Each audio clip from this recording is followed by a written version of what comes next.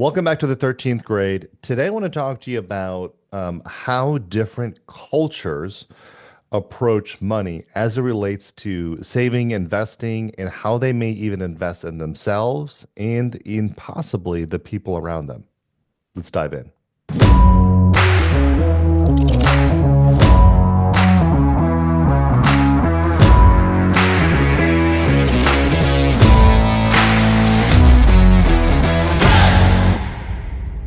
All right, guys, thank you and welcome back to the 13th grade. Today, I want to talk to you about basically the difference between sort of Western and Eastern cultures as I've experienced it. So, as we go into some of these things, as an American, I'm going to be talking about the Chinese culture. And I'll start out by saying, no disrespect whatsoever. If I get something culturally incorrect or whatever, my wife is currently from China. I love the Chinese people. Obviously, have my family's there. My kids are all mixed. Like, love the culture. I'm probably going to get something wrong. My interpretation, what I want to talk to you about is my interpretation of the culture as the way that I saw it and as the way that I experience it every single day. I realize that that is only sort of one antidote because I'm dealing with sort of my wife and her family and the people that she connects with and so forth. However, there are some observations that I saw that I can tell you unequivocally that I are pretty sure that that's actually how they are. Of course, whenever you're talking about any culture, we're going to talk about the American cultures as well.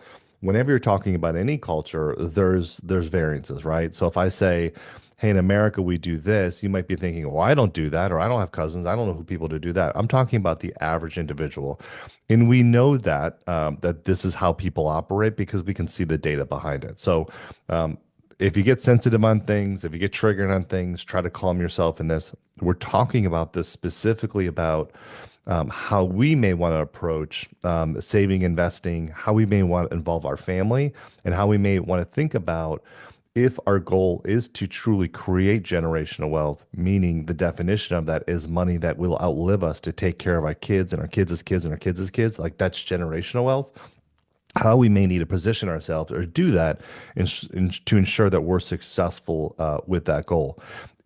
If you're watching this, the 13th grade financial literacy course, and you're thinking, like, I don't really want to create generational wealth. Honestly, like my kids are my kid, like they're going to do their own thing. Like I'll tell them to go watch this course and they can build their own thing, but really mine is mine. I'm going to make my money and I'm going to spend all my money and they can kind of get whatever's left over. But I kind of want to build wealth for myself that I'm going to consume then and I'm not looking for like generational wealth, that's perfectly fine. I still think it is important for you to at least understand sort of the considerations and to understand like if you wanted to do that, this is what you have to do. If you choose not to do that, no big deal, no judgments, right?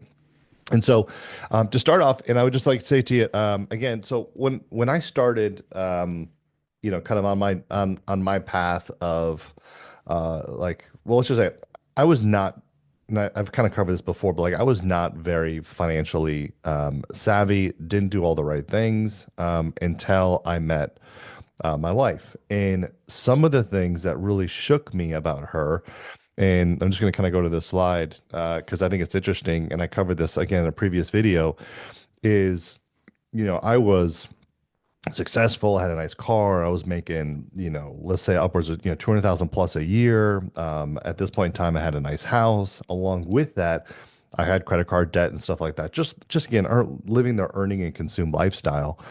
And I came across my wife, and she was about the most frugal person I knew on the surface. And for what I met from her in person, so like on our face-to-face dates, the first couple of nights or whatever, she never presented herself necessarily as overly frugal.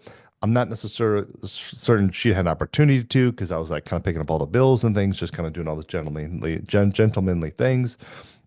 However, it was kind of shocking to me that as well as we got longer in our relationship, our conversations obviously transitioned from, not just, what was your degree and what's your job and how much money you're making, but to like, what are literally your finances, which is where things shifted. And I talked about that again in previous videos. But I remember sort of the first time she invited me over to her house and she made something called hot pot, which is For those that are not Chinese, it's just basically a big bowl of like think of like soup or think of like fondue or whatever, but it's soup, and then you can put vegetables in and cook it and whatever. So it's like an eventful type of dinner, which is makes it perfect actually for any kind of like social gathering or like for a date at our house. Anyway, so I went over to our house, and literally, this is what I saw in our room, and this is literally like this. This was it, right? And so, of course, walking right in the front living room, she had no furniture whatsoever, and she had just like if you look on the sort of right side, this restaurant furniture, like these little booths. She had one of those, like that was our couch, complete opposite wall to where normally you'd have like some sort of entertainment set or TV or whatever. She had a little cardboard box, literally just like this, with a little like Walmart, plastic bag in it. That was our trash can. Her room was a one bedroom apartment. And so sitting in the living room and kind of going like, hey, where are we going to sit down? Like, this is kind of weird or whatever. I could look over, and on the left side, like she literally had a bed, literally just like this, exactly same blue blanket. This is not her room, but it was like literally just like this. Bed on the mattress. The only thing added to this where there was like this little decrepit nightstand where she had sort of like all her stuff on it, right? Anyway, so we went to the kitchen, sat in a little nook. I later realized that that actually table was bought from IKEA, little plastic table, two chairs, and she literally had a bowl, chopsticks, all of that. And so it was interesting to me because at a point, like sort of like mentally in your mind, I was thinking like, I'm saving this girl. Like she's obviously really poor. She really has no money. And it was really kind of interesting to me because I knew at that time, like mentally, it just, trying to work it out of my brain. I was like, wait a minute, like I know her family's from China, and I know like she came over as a foreign exchange student when she was 15, and then so she was there the entire time, and then she went to school, she got her master's degree by 21, and then she's been working in a career in like in a decent company, like in a decent position. Like what's happening? And the interesting part to that is she was making good money, but what was she doing with that money? Well, she wasn't necessarily spending it, and that's kind of what I kind of want to get into, because culturally, as I would have expected, which is exactly what I did. It's like, well, wait a minute, I graduated college, I went and I got a good job, and then I kind of like I actually went and furnished my apartment, and I got like nice furniture that I got, and so like if I invited people over, I could impress them and so forth. And it was so shocking to me as well because she invited me into her place knowing that her place looked just like this. She wasn't ashamed of it. She wasn't, it was like this place and her lifestyle and the way that she was living was so much a part of who she was. And I'll say to you, like culturally, so much of a part of who she was that it didn't even phase her like that she should have anything nicer or do anything differently. And so that was like a really crazy thing. And then we obviously, I covered in other videos, like we obviously end up selling my house. I pay off all my credit cards based on a recommendation because she's like, you can't live this earn and consume lifestyle. And we need to go live more frugal. And so we sold all our stuff and we moved to another place, moved to an apartment and kind of like started from scratch. I would later to find out, several years later, at that point in time, imagine, credit card debt, imagine student loans, imagine me having a house, having equity in it, selling it, paying everything off, literally starting from zero, and then going and starting to work in another position, working another job, making a little bit of money. We were then saving up, and I'm going, listen, like I need to provide this woman a home. I need to provide a home for our kids, just like any traditional American person would. And so we're like, yeah, but we don't want to move. We don't want to, be where we are. So anyway, so long story short, like we end up going to Atlanta, and we're like, we're gonna find a home, and let's go find something to purchase, a decent house that we want. We go find a house, find something we like, and something happens. And this is gonna sound super privileged, but even though we had the money and everything kind of set up or whatever, we go to closing, and our parents are like, hey, you're gonna buy the house. How much is it? That house was 302,000, 304,000, something like that. And they're like, okay, no big deal. We're just going to wire you the money. And I was like, wait, what? And so that was the first time that it came to my light that like huh, that's interesting. Like your parents are gonna like, why would they buy us a house? Like, why would they purchase us a first house? Like that doesn't make much sense to me. Like we have enough money to put a down payment to make mortgage payments. Like I just don't, I guess I don't get it. I don't like, what's the point of that? And through that experience, it highlighted to me like, well, maybe our parents do have a couple of dollars to put together. Again, long story short, I had to come to realize that her parents were actually pretty wealthy. And as I realized this, I was thinking to myself, like, how is it possible that, which, well, they should have been wealthy because they sent their kid, foreign exchange for like nearly 6, 7 years. They paid for all of her college. After she left college, she traveled around, Europe for a while. So it seems like there was money there. But yet again, her house that she lived in, her apartment was very frugal. So I was like, maybe she was doing that based on like maybe they don't have money. Maybe they scrapped every penny to get together to go do that. Not quite sure.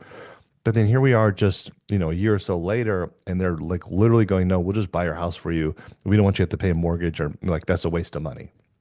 And I'm like, oh, okay, I guess. Like, only another thing, through our relationship, eventually her parents would move from China and they'd come over and they would stay. And, we had kids on the way and all that kind of stuff. And they said, hey, we're going to come over and we're going to help you raise the children because we just want you to be able to focus on other stuff. It'll be easier. The kids don't have to go to daycare. We'll just help you raise the kids. And so I've tried to make this as short as possible with conveying the message. And so interesting enough, I'm like, okay, that's great. Like you're going to come help out. Like that's traditional for American culture or whatever. That's fine. And what I found was when they were over at the house, they would come in, for example, and they would make, everyone dinner. Her mom would make everyone dinner and the kids will all be dinner or whatever. And then they would be like, okay, well, we're gonna go get the kids baths and we're gonna like take care of them or whatever. Oh, they gotta change it. We'll go change their diaper for them or whatever. And then her parents was like, oh well, I'm gonna go like I'll go do the yard for you.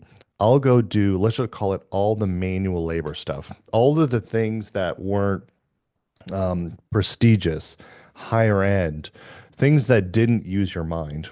And it was like, and I eventually went and I said, I went to Claire and I said, it really makes me feel kind of weird because like your parents already, purchased our house. Like we have plenty of money, like I don't mind doing like the dishes. Like I don't mind chipping in, let's just say chipping in around the household. And she was literally like, listen, my parents don't mind it. It is actually like, I'm gonna say culturally appropriate, although I'm gonna say this now because this is the theme of this video, but like culturally, her parents were basically saying is, listen, we are dumb and stupid. Like they didn't like they said this in their kind of way, right? We're dumb and stupid. We're not very smart. We're just like farmers. And they weren't farmers, but like we're just who we are. You are American. You're living in an amazing country. The opportunity is absolutely endless.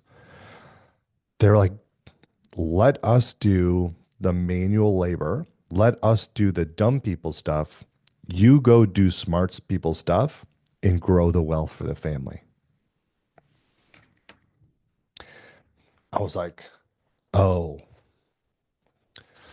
and we do this in America. And we'll get to it, but like, I was like, oh, and I never questioned it again. Three kids in. I don't think I've changed a diaper but once or twice. I like to brag about this. I don't clean my house. I don't like, I mean, we have people that do it, but before we had people that, could clean our house and mow our lawns and stuff like that. I didn't do yard work. I didn't necessarily do any of those types of things because the idea was if I was in business and I was running to be a VP of a company, and let's say I was making, $200 an hour doing whatever I was doing, it would make no sense for me to then go put in any kind of labor to then go and like change a diaper to do the dishes. It would be like, no, you go focus and make sure that your income is solid and that you go do smart things to make more income. And this was kind of the same thing that was evident when they said, hey, we'll just buy your house. We don't want you to waste money and interest. Like, we're going to take that payment off your plate so that the money that you do have, you can go do smart things with it and make it grow for the family. And so so start with that example because I think it's a good one. And so I want to back up from there and so talk about like what started my observation, and then I'm just going to kind of get into like, so this is my summary. What I realize now, a decade or so into the relationship with both, my current parents, both my American parents, and then, my life experiences growing up in America, and then seeing what that culture does, and seeing how they live, like just completely differently. I just like to study the two, and I think there's not one culture that's better over the other culture, but I think there's actually a pretty nice blend of that culture. And I think you have to blend it as an American. You'll have to blend it to be successful. But I want to discuss with it because it's extremely powerful, and it is truly what the difference is between why the wealthy in America continue to get wealthy and why the poor continue to poor, generationally speaking. Okay, and what I mean by that is, believe it or not, really wealthy families give their kids a privilege or a leg up by taking care of their expenses, their schooling, their college. Maybe they do buy them a house, buy them a car, buy them a whatever. And because they're able to do that and set their kids up, those kids generally start off at a better financial point, a better financial start, and they end up like 10xing or be a lot more successful than if they didn't have those. Working class families in America don't necessarily have that. Their kids don't necessarily have that leg up. Okay. Wealthy families and the style that they do and what they're able to give to their kids is the exact same thing that helps Chinese families build from great, massive fortunes and to completely transform one generation from the next. Okay. If you were to go to the average house in America, and let's say there was a mom and a dad, and let's say both mom and dads worked. Mom had a sister. Okay, we'll call that aunt, right? Let's say mom and dad were making, I don't know, $80,000 a year combined. So they were okay. And over the course of their life, they had two children. Okay. And those two children, they graduated high school, they went to college, they both got really good jobs. And both of them were pretty successful in the way that even though the home that they grew up in was only worth, let's say, 250,000, they were so successful at what they were able to do that they would have been able to buy, let's say, a $2 million home for themselves. Okay. Both kids. Doesn't matter. One or the other. Doesn't matter. And so in America, it wouldn't be uncommon per se for the parents who had made $8,000 a year. Maybe they saved up a little bit for their 401k, the IRA. They followed the Dave Ramsey method or whatever. They got their little house. They paid it off over 30 years. The house isn't great. Maybe it needs a little bit of work. The roof needs to be redone, needs to be repainted, whatever. Like, it's not terrible, but it's just like it's the family home. They've been there forever. Their parents are average, just kind of mostly sort of normal working class. It would be very common for those kids that were then very successful to kind of not like turn around and say, thanks, mom, have a good life and move on, but to kind of do that. I mean, they would never necessarily turn around to their parents and go, I'm very thankful for everything you did. I'm only successful because of everything you've done for me. And so I'm going to then treat you to every time we go on vacations, I'm going to take you on vacations with us, and you are going to travel the world 10, 15 countries a year.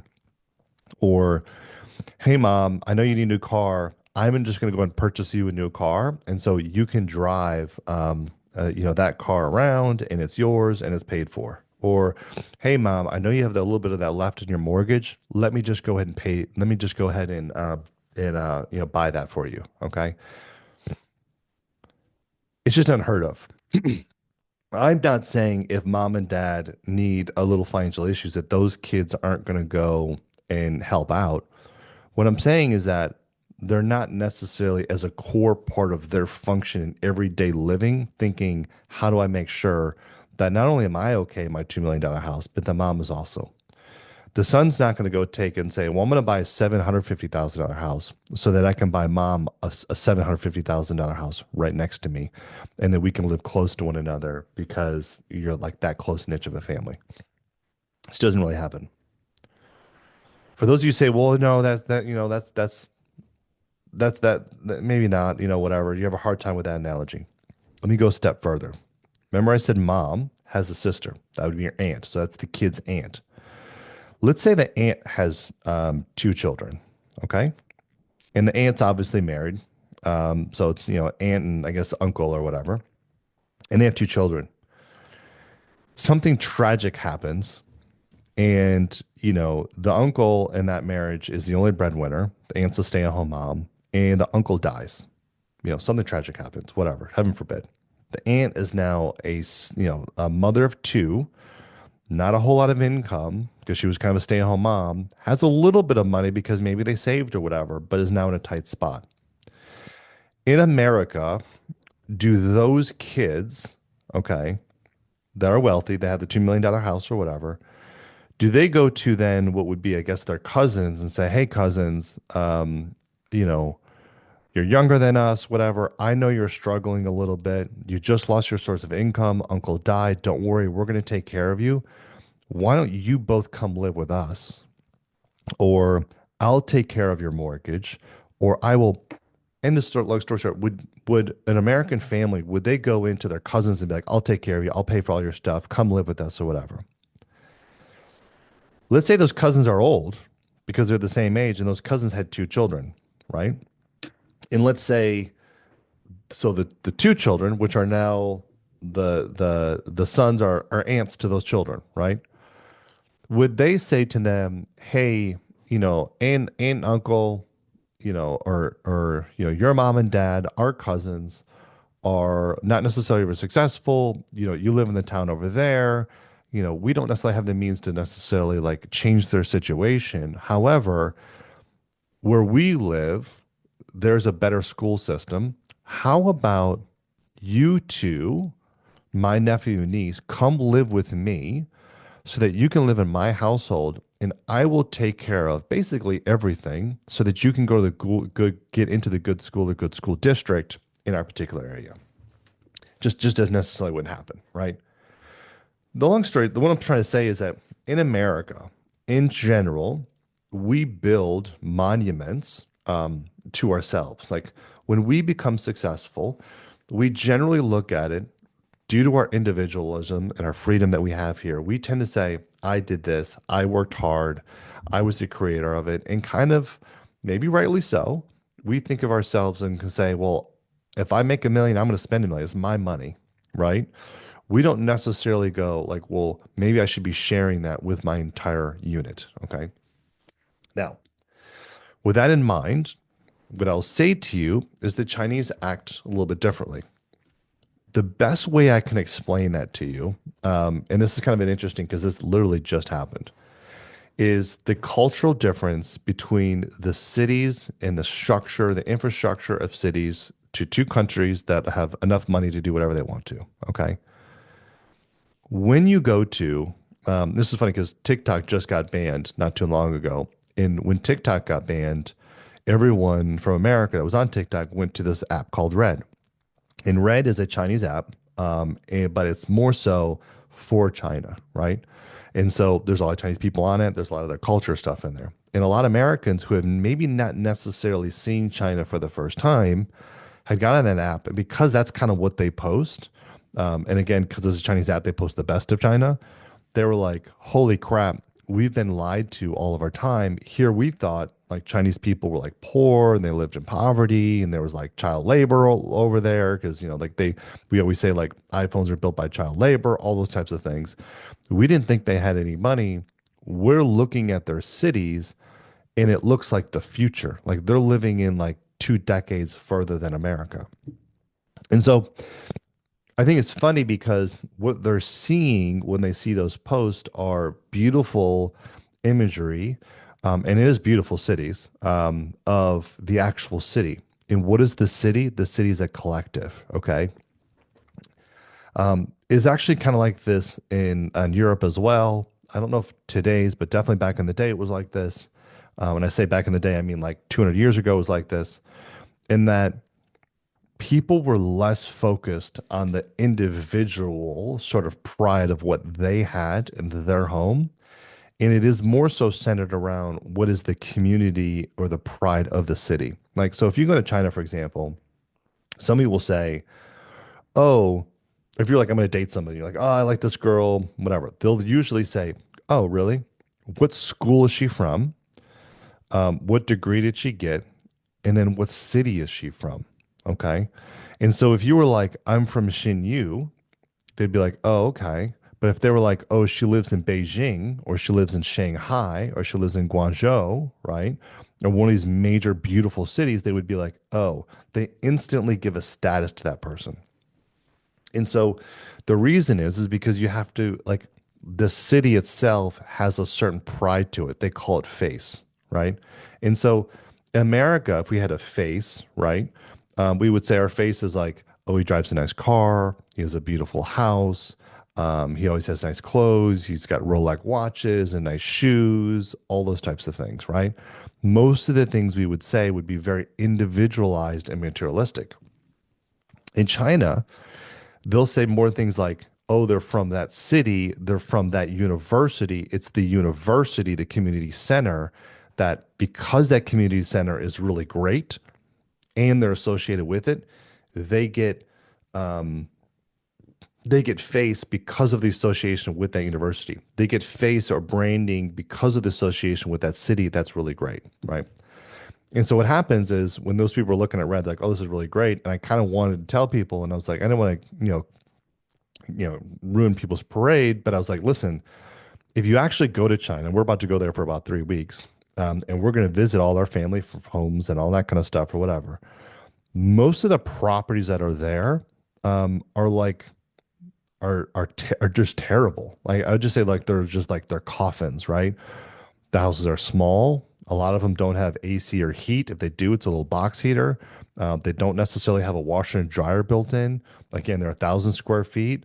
They have maybe one bedroom, one bathroom. The finishes, the just everything about it is just it's just not great, guys. It's just not great. At the same time, somebody could leave that apartment, walk down the city, and enter into a park or an area like a business district center, and it could be absolutely amazing because the culture is centered around communism, but it's centered around the collective, not necessarily the individual, right? For that, the family unit is actually very much like you think like in America, you're like, oh my God, my mother-in-law, she's like in our business all the time. She's always sticking her nose in everything. In the Chinese culture, the families, they all know their business. They all know like their medical situation. They all know their finances because the face of that individual, there is no face of like that individual or the clout of a person's individual, of a man's sort of status is the actual entire security of the family as a whole, right? And so to kind of go back to our examples before, it would be it would be crazy for like a mother and father to be like not taken care of, to be struggling financially, and for the sons to be really successful. That son would be shunned out of almost the community to being like, how do you let your parents live like that? How would you let your parent, whatever? If in the same scenario, it's without question, it would be like, oh, my cousin's kids are going to have to go to that bad school. Oh, no, no. Have them come live with me. And so they can go to this good university because the family wants all the kids to be smart, intelligent, go to great schools because it's the entire family's face. So and we had this back in the day, but like, family name mattered, we do so a little so much on the upper end. And this is where kind of the blending comes in. And the upper end of America, like if we said, the Bidens, Trump, the Rockefellers, like certain names, you'd be like, oh, the Clintons, right? So we know those names because they're politics, but there's obviously wealthy families as well. But I'm saying those names because you already associate like wealthy, whatever, like whatever different associations. That is how it's still there, almost a class system, but it's the entire family that's most important. And so for that reason, the way it kind of works is like a husband and a wife, or a mother, better yet, a mother and a father would almost sacrifice um, their entire pleasure, and will live uncomfortably almost their entire life so that their kids can be comfortable. Because a poor mother and father who doesn't necessarily have a whole lot of money, they got a little place to live in, they're making their ends meet, they've done right by the community, like they show up at work, they work hard, they're honest, they do good business dealings, they're not lying or cheating or not doing any of that. If they said, my daughter was was able to go to a really great school. She was able to go to a really great college. And from that college, she got a master's degree, she got a PhD. And because of that PhD, she was then able to meet somebody in Shanghai, another person with a PhD, and she now lives in Shanghai with their new husband. That in itself is super prideful, more so than any Ferrari that father can drive. Hopefully let that sink in. A father will say, my daughter is number one in her school. She is plays the piano. She does tennis, and she's second ranked in that. She speaks two languages, and like that's the pride of that particular father and that particular family. I'm not necessarily so certain that is necessarily the case in America. When we see a man, we don't look at his kids and go, is that father good? Does he have honor based on what his kids do? If we did, let's get some people charged real quick. How is it that the current politics would run? How would Biden ever have gotten into office, right? So like in China, Biden would have never gotten into office. Why? Because you would have looked at, let's say, Trump's kids, and you'd have said, whether you like it or not, like they're put together, they're polished, they're well dressed, they're well educated. None of them are like in the tabloids for anything kind of crazy. There's obviously bad things there, but it's just not public. It's very buttoned up. Everyone's super, super polished. If you went to Biden's family, you would say one of the children, honorable, served the country. Unfortunately, got cancer of the brain and died, bless his heart. But the other one, I won't get into the whole laptop, but what, 300 crimes, bribery, um, all, I mean, if you've been around, like all the things. If you don't know, go look up Biden's laptop. There's plenty of pictures and documentary of it. The How bad of an apple that son is would have directly reflected on the father, and that father would have lost all face. And regardless, would never have been the president. They would probably not even be able to do business at all. Okay, and so the point is, it's very much in the collective. So why does that matter? Because in America, it is very again, it's very, very common for the way that we raise children is we kind of go husband and wife, get married, we get married in our 30s, we get a car, we get a mortgage, we get all the whatever. And then, we're plugging through, we're just kind of making along, we're making bad decisions, we're learning, earn, and consume lifestyle. Kids got to go to college. Maybe we help them into college a little bit. Maybe we help them take out student loans, we co-sign or whatever. Those kids get into school, like get in their career or whatever. And then they just sort of go off and live their own life. Do they turn around and come back and help out their parents? No, not necessarily. But what I'll say to you is, do the parents even really help out the children? Like, yes, they raise them. They kind of like in America, like we do our duty, right? Like I put food on the table, I helped you get an education, have a good life, right? And those kids will then kind of follow the same cycle. And this is kind of the course we're trying to break that cycle, right? But they follow the cycle of like they're going to college, they'll get income, and then they're going to have kids, and then those kids will go to college and whatever, and then they'll have kids, and then it's like the American culture is about We're always sort of just earning and spending to pay the debt. All right. There's no consideration for like, am I as a parent, am I doing enough things to sacrifice to ensure that that next generation is set up so wildly that they're not okay, but that they transition the entire family to another ring on sort of the clasp totem pole, whatever that is. So if I'm working class, well, can my kids be like upper middle class? And if I'm upper middle class, can we get to like the upper middle class? And if we're the upper middle class, can we get to like billionaire status, right? They're always looking to move that lineage up to the next in the Chinese culture. In America, we're not necessarily doing that. We're like, we're going to provide for you and then have a good day, right? And of course, if our cousins struggle, like personally, like I don't even know I don't know what my cousin's financial situation is. Like I don't know what they like. I have no idea, right? It's a great point. Like no idea, right? Chinese culture much different. In a way,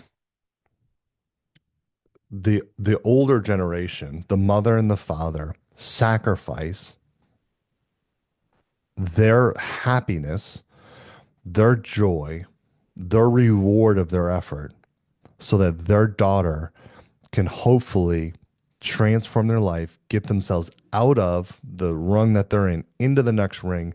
So hopefully they can then really establish something so that the grandchildren can live even better lives to establish themselves. Because what would be prideful for a father is for the name of that father, that family name, to be a trump. That's the end goal, right? And not Trump in the way like, oh, we've got to be famous, but like the honor of going, we come from good stock. All of our family is well educated. We all have, like all of our husbands, all the husbands are handsome. All the wives are beautiful. Like all of that. Everything's centered around that. I know I'm not doing this justice. So, example, my father-in-law, so Claire's father, worked.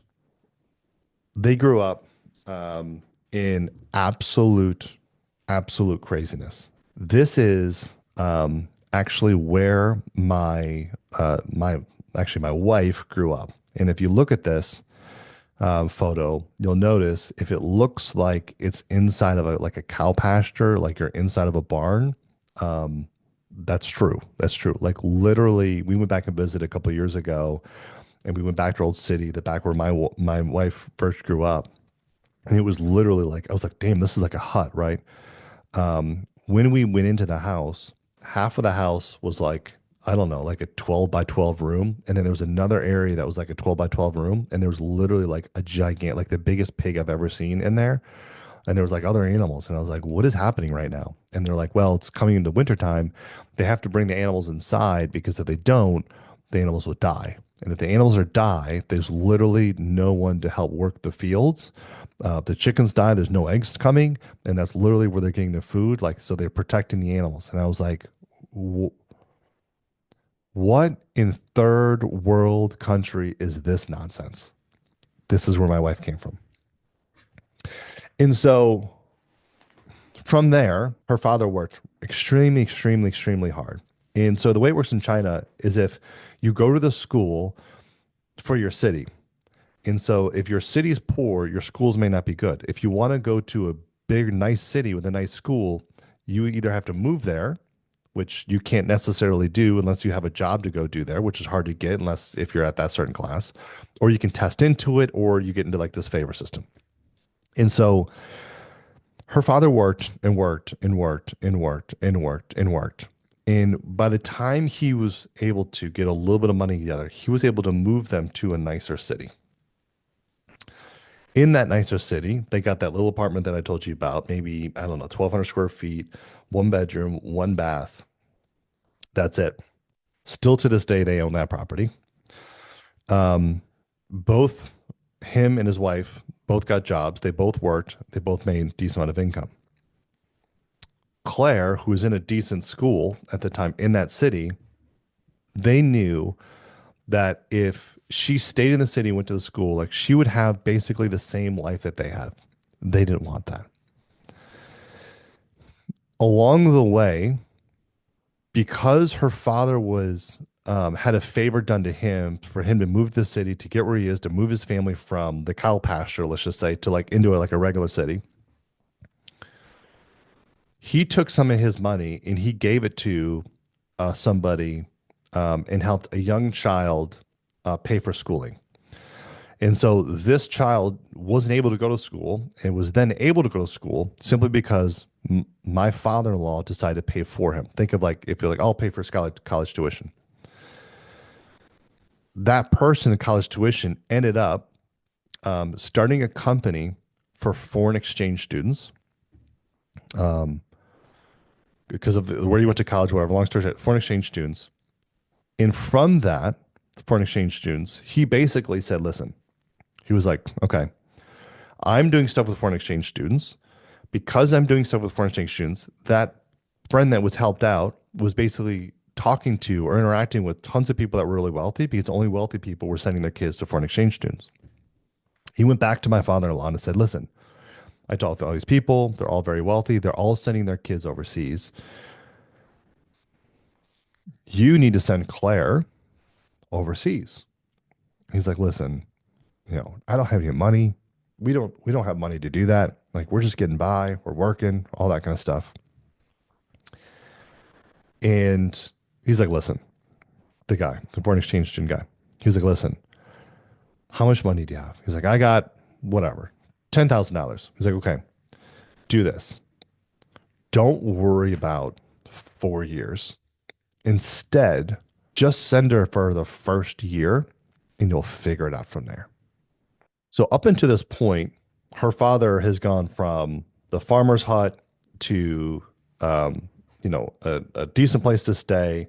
He's helped this little child. The child ends up going to school, gets interlinked to this foreign exchange thing. He's meeting tons of rich people. He's like, listen, you got to send your daughter overseas. It's going to change her life. It's going to get her to the next ring. Let me help you do that. I'll place her because do it for free because you helped me. Her father's like, I don't have any money. He's like, listen, don't worry about the money. Just get her to the first year and we'll figure out the rest. Claire gets in the foreign exchange, off to America. During that time, Claire's meeting other people. Her father's still making good money. Her father and this other guy, he's like, hey, there's these other guys that are over here and they're doing these things in business. How about this? I'm helping all of their kids get over because I'm kind of helping them out. He has that connection. He's like, I can probably get them to allow you to put some of your money into that investment.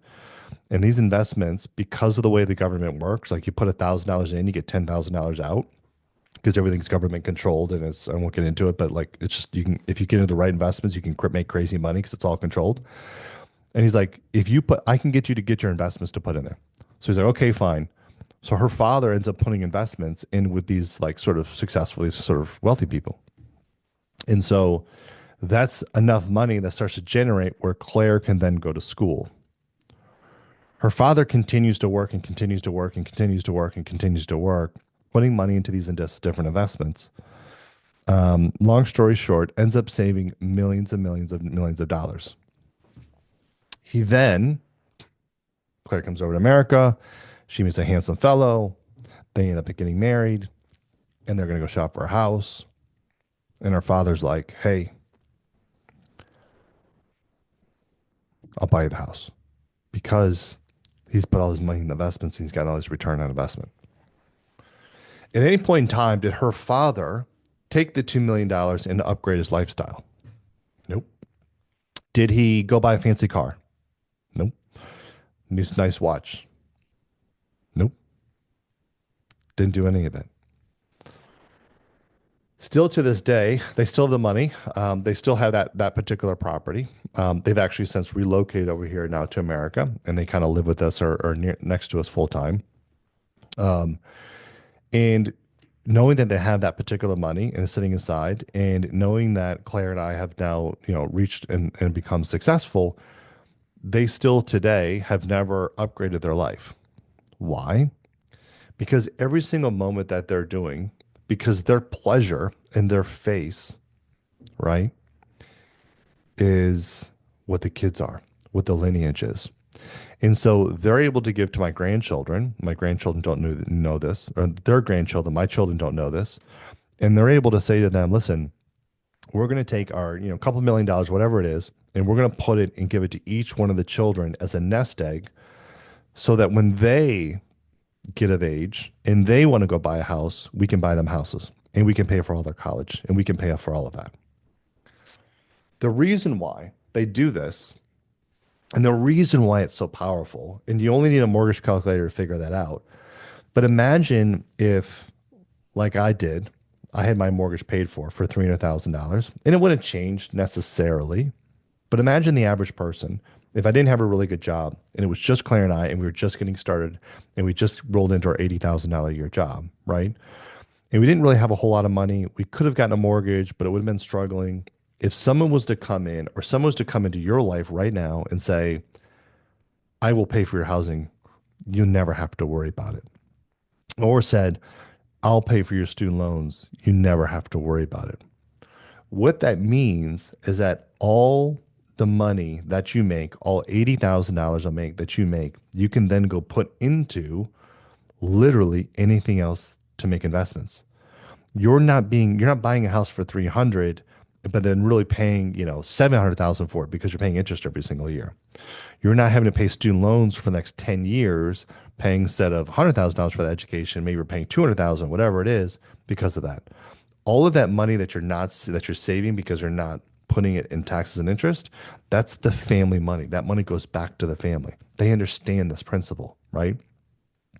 And because I have the 80,000 and we know the power of compounded interest, and we know the hour of the concept of putting money in early, how much that can go, all the money we can just put into like building assets and building assets so that we can then so then that will build even more so over the time. So instead of getting, one doubling, we kind of talked about this several times, but instead of your money going from 1,000 to 2,000 over 10 years, from 2,000 to 4,000 over another 10 years, from 4 to 8 over another 10 years, I can get much more doubling of that money or creating the larger nest egg for the entire family.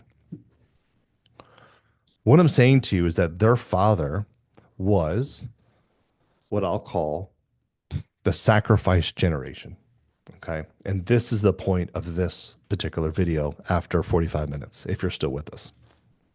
But it's an extremely important one. So hopefully you guys have stuck along.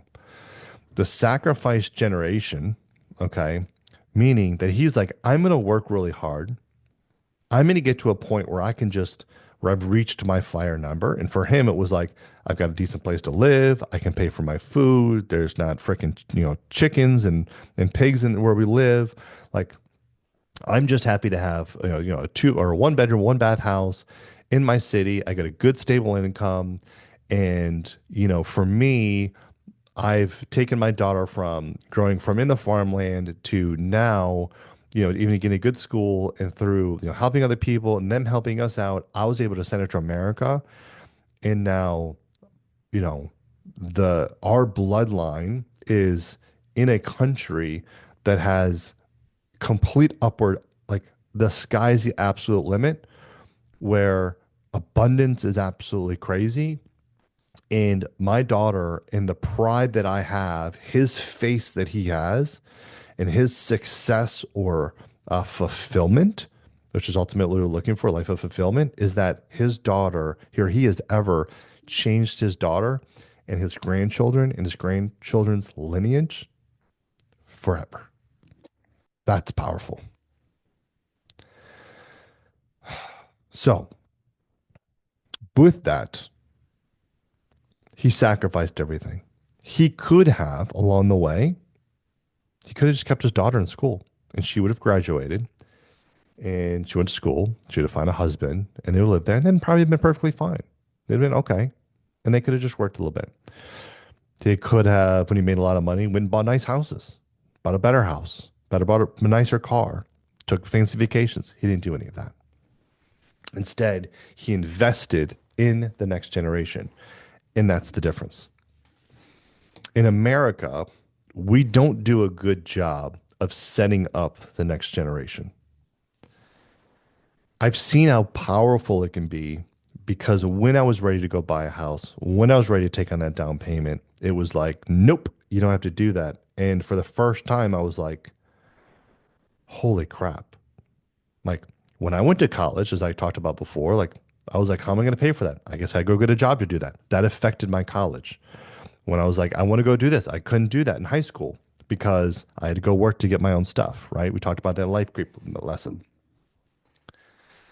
To be able to give a child the complete leg up and abundance of you don't have to worry about a lot of these major expenses with the idea that they can then solely focus their self on smart things because you've taken care of the necessities is absolutely amazing.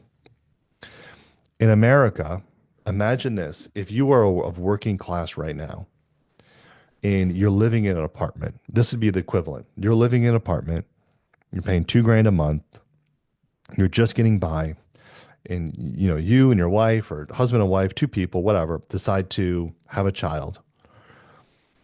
Over the course of your life, from the ages of 30 to 40 to 50 to 60, you will make more money. What we will all do in America is we will do something called life creep, which we covered in the previous video. And what we're going to do is as we get increases, we're going to increase our lifestyle and we're going to increase our lifestyle and we're going to do that. And as we do that, we are going to feel good about ourselves because we rank our pride based on the things that we earn and consume for ourselves. We build our own castle. As we do that, when our children get older, while they will have lived in a nicer home as growing up, while they may have had nicer clothes growing up, while they may have, I'm just thinking about this now, this is actually pretty good. While they may have had all those nicer things growing up, right? I've given them earn and consume, because I constantly keep upgrading their lifestyle. Like I have when I was young. When I am, or when those kids become adults and they graduate and they go live in a house, you will be unable to provide them a free house, a free car, a free education, a paid for wedding, and a few extra $100,000 to get their life going and or some money to inject in their business because you would have spent all of that money to help them at that critical point when it mattered most throughout their life by buying them new shoes, new whatever, and by giving them a little bit nicer of a property instead of that little apartment that you're in right now. What my father-in-law did is he said, we're never going to move out of this one bedroom, one bath apartment. And our child is going to sleep with us until she's, I don't know, 5 or 6, whatever it was. And then she's just going to sleep on the couch in the living room. And we're going to do that. And while even though we now make $200,000 a year, we're still going to live in that little $2,000 apartment. And we're not going to go out to eat. And we're not going to buy nice things. I'm not going to buy nice fancy clothes. I'm not going to do any of those things. And we're just going to stay and maintain the small little lifestyle. Remember when I was talking about the life creep section? If I had made $44,000 out of college and I'd stuck with that 44,000 and I took in every single penny other than that and put it into stuff, I'd be so much better well off. So if you did that, by the time your children reached of age and they were going off and they were graduated, you would then be able to provide them the college, the car, the house, the down payment, and injection of funds. And while you may not have benefited, and your entire life would have been like, I worked my ass off and I had to wear shitty jeans and shitty shirts and eat shitty food, and I didn't get to go anywhere. You were the sacrificed generation. Your kids were granted, hopefully they were raised right, but hopefully they were granted a privilege and an opportunity that will set them on a path to make them extremely financially secure.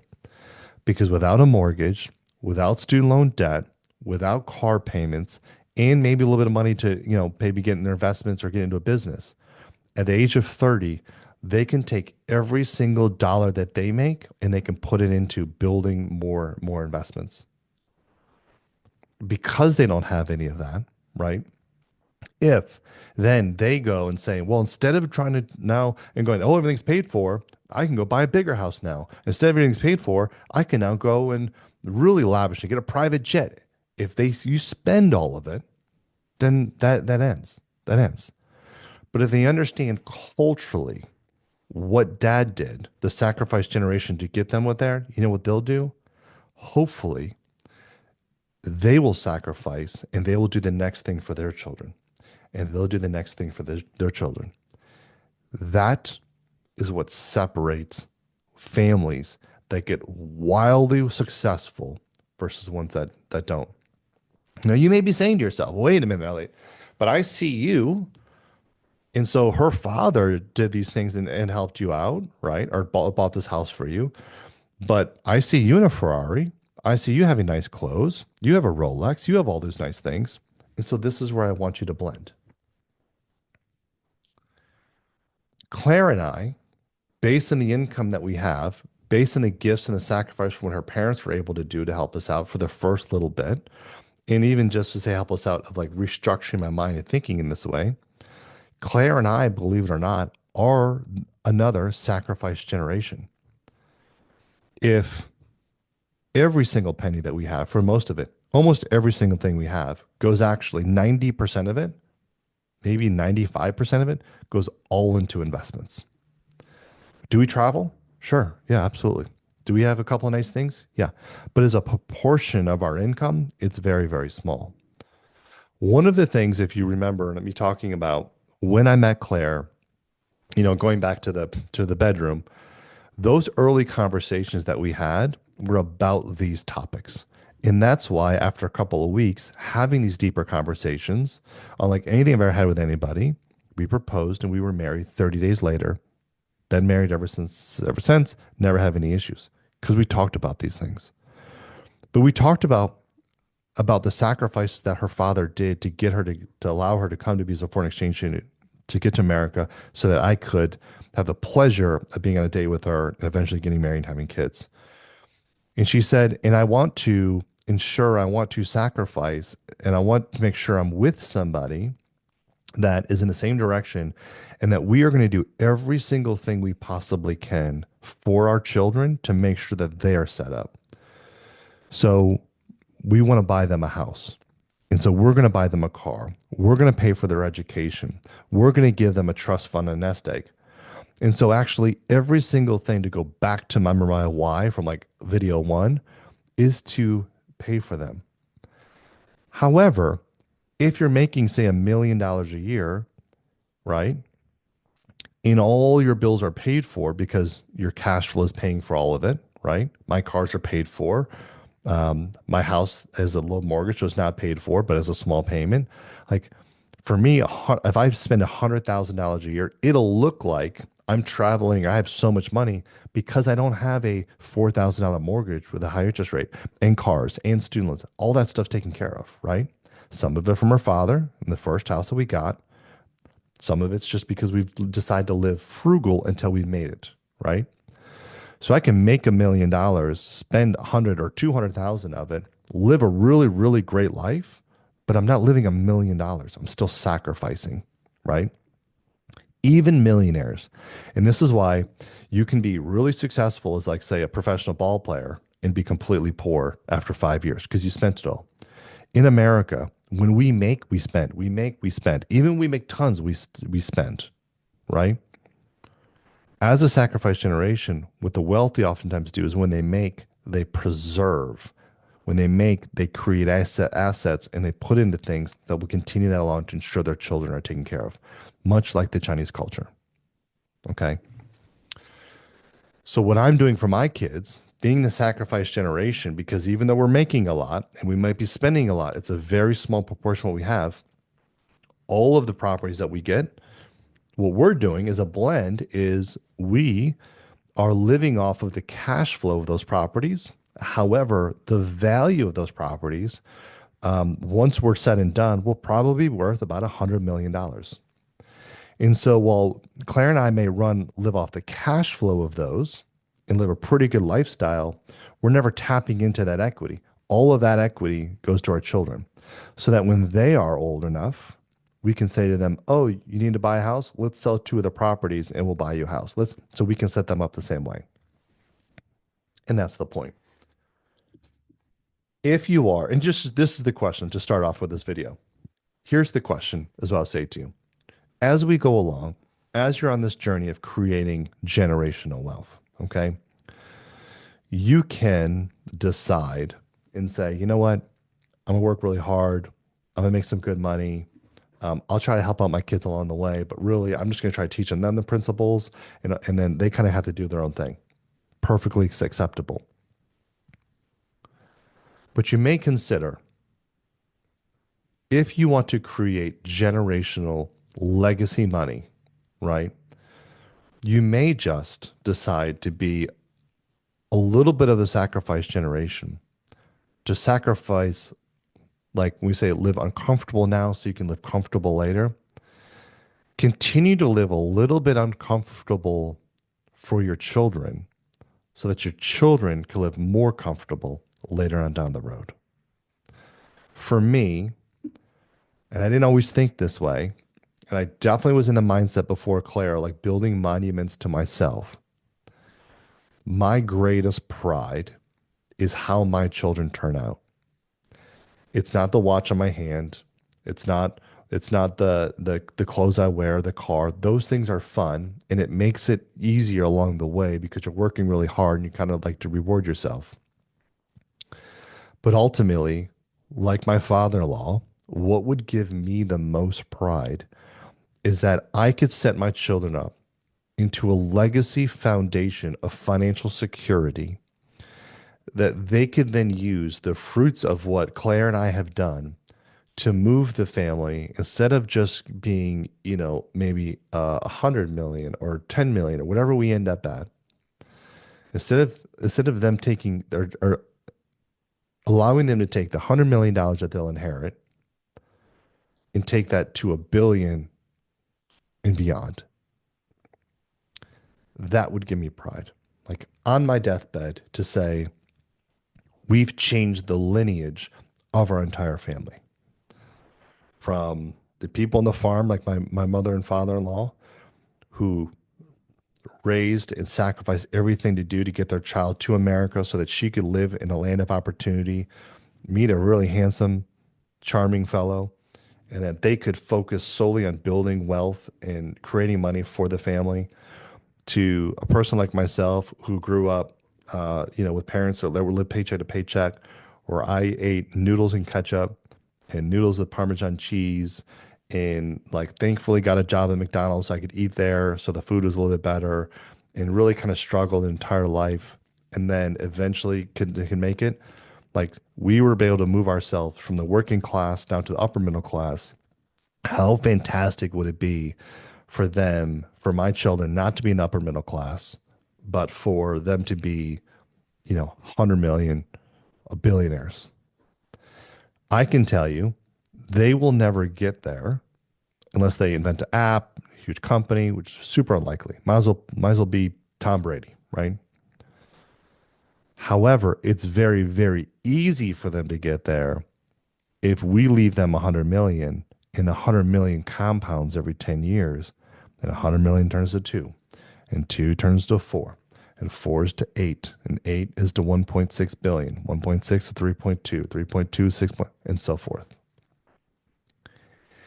If we earn it and consume it by giving my children a really nice lifestyle now, they'll not have it later and it won't compound into their future.